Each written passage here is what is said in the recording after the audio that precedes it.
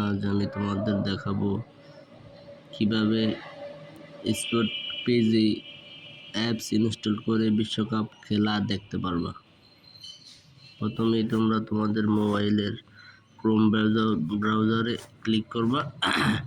Click করার পর এখান থেকে স্পোর্ট পেজে অ্যাপসটি সার্চ দিয়ে প্রথমে যেটা আসবে ওটাই ডাউনলোড স্মার্ট টিভি ইনস্টল করবা।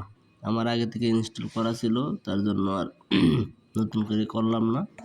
তারপরে তোমাদের এই যে উপরে 3 ডট অপশনে ক্লিক করে ডাউনলোডে ক্লিক করবা।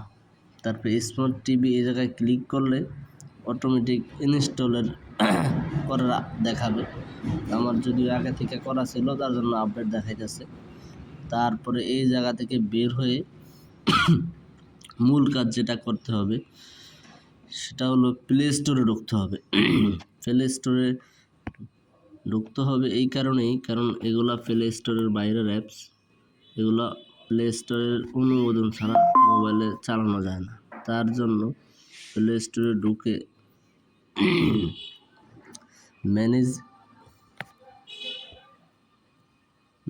অ্যাপস ডিভাইসে ক্লিক করতে হবে। লোডিং হচ্ছে।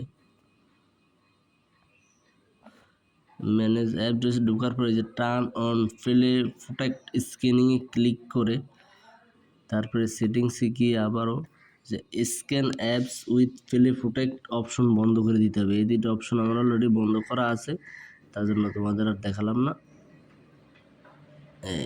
বন্ধ করা আছে। এই দুটো অপশন বন্ধ থাকলে অটোমেটিক চলবে। তারপরে তোমরা স্পোর্টসপাই অ্যাপসে ঢুকবা। ঢোকার পরে একটু ওয়েট করতে হবে, 2বার অ্যাড আসে। অ্যাডগুলো একটু দেখে তারপরে ব্যাক বাটনে ক্লিক করলেই তোমরা যে কোনো খেলা দেখতে পারবা, ক্রিকেট, ফুটবল, এনি খেলা।